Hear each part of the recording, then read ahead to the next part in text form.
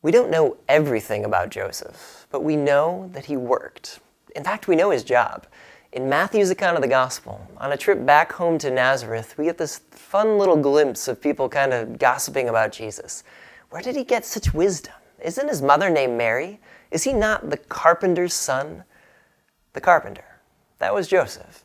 And it's an identity that sticks with him strongly to this day. Like when we have pictures of Joseph, along with some other symbols like grasping a lily, often Joseph is depicted holding a carpenter's square, one of those L-shaped angle measuring devices. So he was a carpenter, a craftsman, doing his job with wood and maybe stone as well. And like so many in the ancient world, we can only imagine that Joseph worked and worked hard. And while maybe we could simply say, well, of course he did. People have to work. I believe, and Pope Francis seems to indicate himself, that Joseph's role as a working father isn't simply something to ignore, but a beautiful feature of this saint for us to all appreciate and reflect on.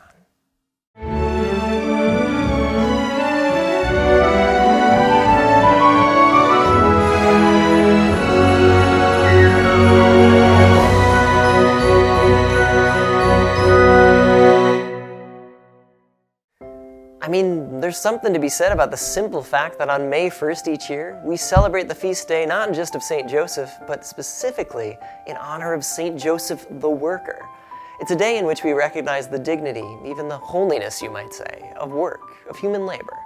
While this feast day is newish, added in 1955, valuing the dignity of work certainly goes back longer than that.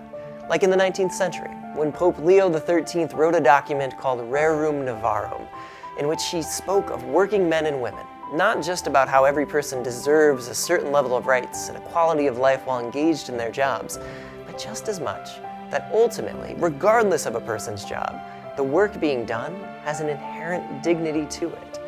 That was a powerful message back then. It's one that still resonates right now, and I think it's safe to say that it was also very true in St. Joseph's day. This was a man who provided for his family. He, day in and day out, shared an active love with Mary and Jesus, more often than not in tons of little moments that we don't find in our Gospels, but those moments that were just regular, everyday things that a working husband and father gets to do. There was and is such a goodness to that, such a value, dignity, and joy that can be found there. It's that feeling that you get when you're finishing a hard day and knowing that you accomplished something respectable and important. That sense that you have where it feels like you're doing something and adding something to the world.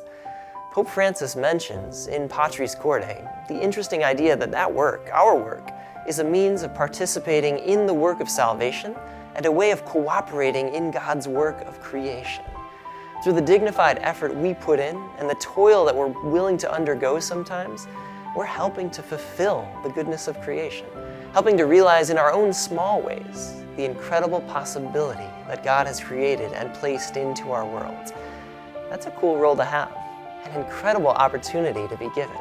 And it comes through our willingness and our ability simply to work, to develop our talents and our abilities, to put them to work for the good of society, the good and the service of this body of Christ, of which we all have a part.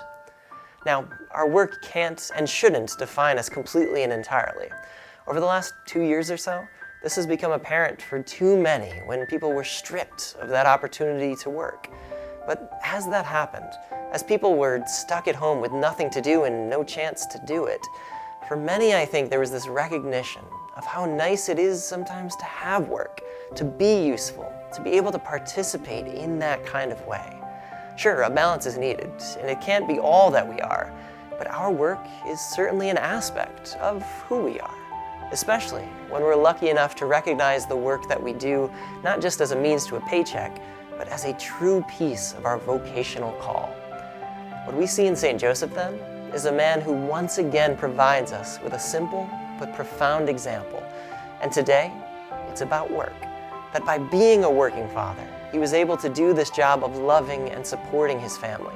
And that by being a working father, he was able to serve his community in a truly dignified manner that really revealed the skills that God had given him. There are so many different jobs, so many occupations, so many ways in which the dignity of work can be made known through you. All it takes is that you do your best to put in the work.